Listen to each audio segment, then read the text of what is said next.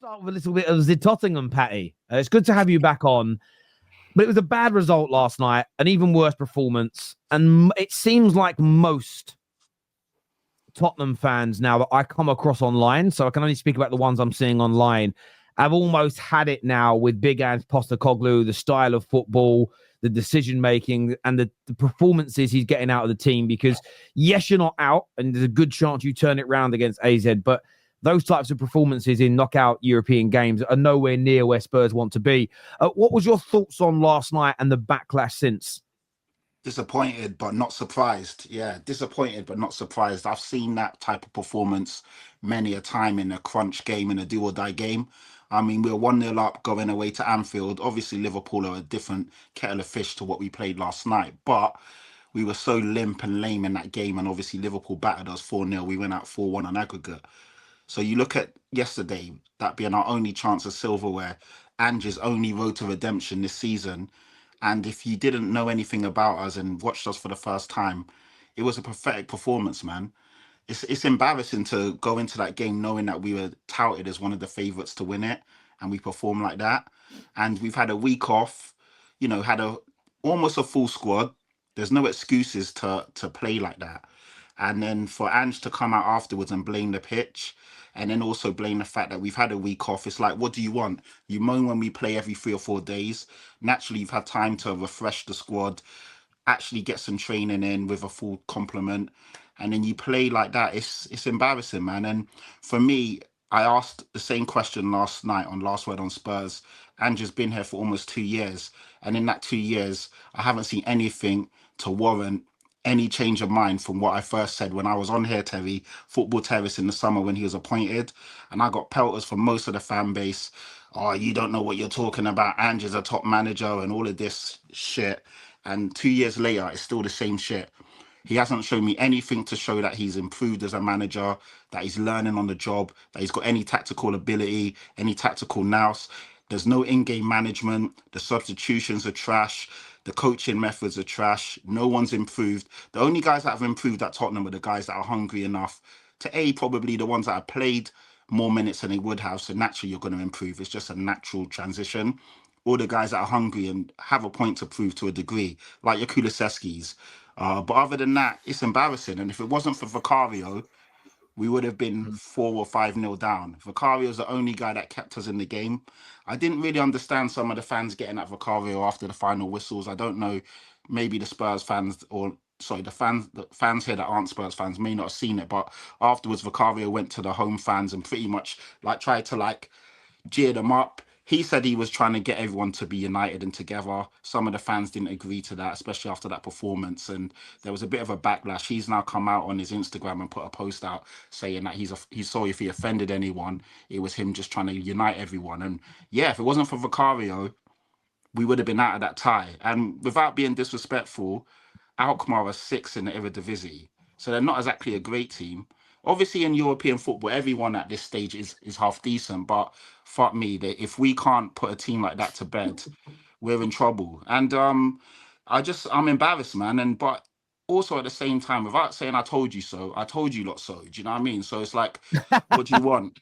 I'm sure Henry can chip in as well. But for me, it's do or die on Thursday. I hope to see a better performance. But after seeing that, it's just the same old shit, really. Yeah, it is, isn't it? I mean, I think you were pretty much the first one to call it out and say you didn't want him. The first 10 games I thought we were really good. The Chelsea game was a massive red flag. Trying to play a high line with 9 men is crazy. We go into this season, every single metric is down. We're an attacking team, yet we didn't register a shot on target until the 87th minute against AZ Alkmaar, who are, no disrespect, we should be going there and putting a better performance in. Arsenal go up against a stronger team in Holland and score 7 with no striker. Troy Parrott's a striker, a guy that was 6th choice, did more than any of our front line did. He was doing back, he was dropping the shoulder, probably should have scored that 1-on-1. And Pat's right, if it weren't for Vicario, that could have been embarrassing. So much space. You build a fucking house out there. The space between our front line and midfield at times is ridiculous. Udogie in the Man City game. We're the easiest team to play against. Our fullbacks are all over the place. You know, and then he comes out with some absolute bullshit last night that he was resting Romero and Van der Ven. Resting them for what? Against Bournemouth, a game that means absolutely nothing. We're not challenging for the Europa League. We're not playing out for the Champions League. Why not at least play one of them? I mean, don't get me wrong. The goal is extremely unfortunate. I'm not going to rip into Bergvall because that probably never happened again. But players like Spence, Bergvall, Kulusevski, Gray, these sort of players, I would say, have actually had decent, relatively good seasons because, like you said, that they're the ones that actually won it. But Son, I mean, it was cardio session from yesterday. 0 shots on target. It wasn't even cardio. He wasn't even running, so you can't even call it a cardio session. You can't even got cardio. But I'm looking around at our midfield. Bentancur can't win a 50-50. He's got poor passing range. His work rate, okay, he gets up and down. But unless he's fouling, I mean, that Man City game, he must have given away 6 fouls on his own. The game yesterday, we don't have a midfielder other than Maddison who's comfortable on the ball. You could say Kulusevski when he plays in there. And we are going backwards now. But the only top 10 team we've beaten away from home is Man City. The only top 10 team we've beaten all season is Villa and City. We have been shite. And the narrative was 2 months ago, give them the cups. Well, we got knocked out of both of them in 4 days. Liverpool should have beat us by a cricket score. Villa, we were absolutely diabolical. And now we're hanging on against AZ Alkmaar. If we go out against them, what's the narrative going to be then? You know, get back the manager. The club are behind him. We get into January. Right, work this one out. Brandon Austin makes his debut after being on the bench for 78 times, gets a man of the match performance in a 2-1 defeat against Newcastle. We then buy Kingsky the following day. And then like 4 weeks later, Vicario's back. Kingsky and Brandon Austin are on the bench. So now we've got 5 registered goalkeepers in our 25-man squad. 5. We've got Whiteman, Austin, Kingsky, Forster, and Vicario. And then we go and get Matthias Tell, who everyone's pants are down, moist, like you've just seen a bird on a night out. And what's he done? He got a goal against Aston Villa, and that's it. Hang on. Men get moist. What? Oh yeah, a lot of like the younger lot do now, don't they? You know, they're just strange characters. Yeah, they do. I remember what you said about Henry before the show. It could be true, you know. Could be true. We are honestly, we're in a bad place right now. Like I see Transfer Market posted something on Twitter of all the available managers, and when I said something about Xavi 3 months ago, people laughed at me. Tottenham notoriously, I mean, he's Ange Postecoglou is paid more a year than Angelotti is. What are we doing here? Like, what are we actually fucking doing here? It's laughable. And then we'll go and get spanked 3 or 4-0 by Bournemouth. The stadium will be a cesspit. There's so many tickets available for the AZ Alkmaar game. It's just embarrassing. Absolutely embarrassing. And nothing in the short term is going to change because they're not going to sack him. We'll probably have a team meeting come August. Like, I'm just sick and tired of this. The turning point for me was that Arsenal defeat. You can't lose 3 games at home against Arsenal with the pathetic performances we put in. It's not good enough. Like, I want to phrase out the rest of the panel. A lot of the defense of Big Ange was injuries. But if you actually look at the team available last night, the bench had Saab, Suma, Solanke. The starting 11 was very strong as well. Are the excuses done with now, Tom? Is it about just judging what this squad is and what the manager is, or should there be more leeway? Should there be more time? Should he get hundreds more millions spent on this squad? What's your view on the Spurs situation? Why would you give him more money? Why would you give him more time? He's got them 14th, but like they're closer to relegation than they are to Europe. This is what we're talking about now. Tottenham, and he gave them the money in January, and they've gotten worse. I don't see how you can continue to back it. The only reason, honestly, I've never seen anything like it. The manager got the sort of luxury that most managers get when they win a trophy. You know that feel-good period where if it gets bad, you've got that to fall back on. Ange's one was 10 games. The first 10 games in the Premier League has been the sole argument for defending him that his defenders have had for 2 years. Look at the first 10 games. Look at what we've done in the first 10 games. Since then, Your record's crap. It's 31% win rate, Tom. 31%. 31% win rate. So that's shocking. Let's just keep it real. That is shocking. That is not what a manager of a top six with his side. best 11 though, Tom. He had them top of the league, no? So Up until we came to town. because yes, right. So every team that has ever topped the league only ever has the best players available. No, if anything, Ange has less sympathy because he causes half the injuries. His style, the fact that man doesn't adapt. You're not allowed to say that. The man doesn't adapt. It's who we are, mate. Oh, But that's it. It's who we are. It's who we are. Yeah, it's who you are. Fucking mediocre. Mediocrity. That's what you are. Shit. You can do it in the Scottish League. Woo! Go get fucking Neil Lennon in next. He done it even better in the Scottish League. No one who comes from the Scottish League can handle it in the Premier League. Steven Gerrard went invincible over there and he was crap. Ange Postecoglou was not going to come here with Tottenham and light the world up.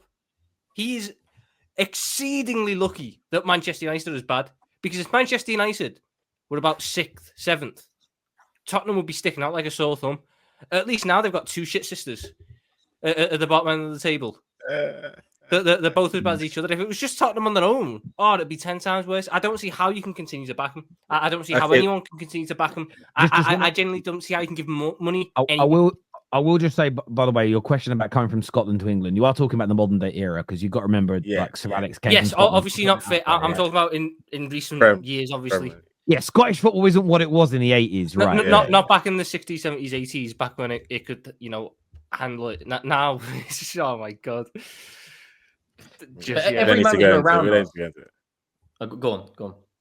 No, but it's like, first of all, with Spurs, like, where do you expect these players to be in the league right now? That team is not 13th, 14th in the league. Okay, where is it then? Where is it? Anywhere between 6th and 9th, competing. Anywhere between 5th and 7th. Okay, we Pat, have a come decent on. manager. No, listen. No, I'm not pushing. Here's the old Pat. He's come back. Yeah, go. It's not the old Pat. You're asking a disingenuous question with a smile on your face. Bro, you're telling me this. No. Listen. I asked a serious question and then you gave me an unserious answer. I'm giving you a serious answer. With a better coach and a better manager, that team can easily be pushing from 5th to 7th. Easily. Even top 4 if everyone's playing to their potential. There's no doubt a top manager and a coach gets the best. Bournemouth don't have a better squad than Tottenham. Okay, so with a better manager, Tottenham could be the top 5 team. The Forest have a better team. The Forest have a better squad and team than Tottenham. No chance. No, they don't. So, mate. No, they don't. We can go through the players. You can do that, but if we're just being honest and looking at the league and how teams typically perform and the players, Tottenham have a better team than Bournemouth and Nottingham Forest. But obviously, with all that being said, I rate those teams highly because they're actually playing like teams and performing. So you're asking a question, I've answered it, and obviously that's debatable. That whole better than Nottingham Forest and Bournemouth. Okay, but it's better than 13th. Because we're not this bad. Yeah. Honestly, looking at that Spurs squad, I can't pick out quality. Like, there's not one player in the top 6 that will get into the top 6 starting. Not one player, not one. Van de Ven. Yeah, he's being silly now. Who? Van de Ven, Okay, Romero. Don't Romero, definitely not. Maybe a fit Van de Ven. Romero, Vicario, maybe a good goalkeeper. No, Vicario. I mean, when you mentioned Bournemouth, Solanke would buy Solanke back, wouldn't they? Like, just as an example, and they're one of the teams you kind of mentioned. Arsenal would take Solanke. Fair enough. Kulusevski as well. I think Kulusevski's a good player. He's a good player. You mean me? You do look a bit like Solanke now. You said that actually. I get told all the time. You actually do as well. I didn't even clock that. That's why I get told all the time. So. Yeah, I mean, they've got some good youngs. I think, look, Bergval's a good player. Moore looks talented. I mean, Archie Gray. Well. Archie Gray's very talented. But Terry, we're not talking about them having good players. Like, what? There's not real quality in the Tottenham squad. Well, there isn't. Nah, like, Son was the last man standing. What do you define by real quality? Okay, so let's look at who's in the top 4 right now. You got Arsenal, Liverpool, Nottingham Forest, and what's it called? City. And I don't think any Tottenham players gets into the starting 11 of those teams. So you wait. Bournemouth. So Kool-Aid, so you don't think that's the I just listed 4 teams, huh? Arsenal, yeah. You take Solanke with all our players fit, no? Yes, he's better than come Kai off it, Havertz. man. Come off it. He's Solanke better is than who? Solanke's better than Kai Solanke is better than Havertz. Kai Havertz. Exactly. Come on, let's not do Nah, this. I disagree, man. I disagree. Would you say Sri Lanka is Trossard? trash to me. I don't rate that guy, so you lot are just reaching. Nah, Would I'll you say this. But you rate Havertz. I know. Come I on. don't rate Havertz either. But he's better than Sri Lanka. I think Havertz is a better footballer, but Arsenal need a striker. I think Solanke gets into the Arsenal team purely off the basis they need a striker. Kai Havertz is not a striker. I don't think he could handle the pressure playing for Arsenal personally. What does that Neither mean? could Kai Havertz. What do you mean? What does that mean? I just told you. I don't think he what can does that handle the mean? pressure of working So playing for Arsenal. Arsenal with all Just due like, respect, what for Arsenal example, doing? I don't think Garnacho should ever play for Manchester United because he'll never be of the level. Yeah, but He can't handle playing at that club. I'm staying out of this one. What are you lot doing? I don't think he's got the mental temperament to deal with playing for a top side like based Arsenal. on what though? What's he shown you that makes you think that? Well, he was at Liverpool. He was at Chelsea. Didn't work out any of those top clubs. He was 18 and he was behind the best front three in recent Cole Premier Palmer League was history. He that's wasn't great. going to play. He's Cole now Palmer was at City. Bournemouth. He's got one Okay. good season at Bournemouth, and now he's at Tottenham. Would you take Trossard over Kulusevski? Yeah, they play in different positions. What we doing? Oh. They play in different positions. Is Kulusevski going to play left wing? No, he's not. Yeah, he can play anywhere. He can play false nine, left wing, right He wing. don't play 10, left 8. wing for you lot. So why would he play left wing for us? Because we've got Son there, and there's no way that we're going to take. Okay, Son that's could what I'm be saying. 39 So and he's still starting. you're talking. You want me to rate him in a position that I never see him in the Premier League? Like I don't get. I never. If you give a different player, maybe we can have a conversation. He's not taking Saka's place. He's not. Okay, let's talk about the players in his position. He's not taking Saka's place. He's not taking Odegaard's place. What next? But he can far offer. from Odegaard though in terms of quality. We never asked about how far or if he's near or what. We asked. No, but you're kind of just like No, but Will, like as is if he it's like a clear gap. is he taking Odegaard's place? Will, I wouldn't be mad at it. Like, This is why it's hard to have I Saka. don't want those interchangeable. diplomatic. I don't want diplomatic answers. I want: is he yes or no taking Odegaard's place? Nah. Okay, They don't so play. what are They we don't talking play the about? same Let's positions. not debate about We were just right? talking about positions and stuff like that. They don't play the same positions. It's hard to have genuine chats with Arsenal fans because sometimes I just don't know when you lot are being serious or not. And Okay, this conversation doesn't seem like it's a serious conversation. Can't lie to Henry you. just said, would I take Trossard over Kulusevski? My answer was yes, because they play in different positions. I now gave examples of players in his position, i.e. Saka or Odegaard, the positions I've seen him play this season, and he's not replacing them. What's disingenuous about what I just said there?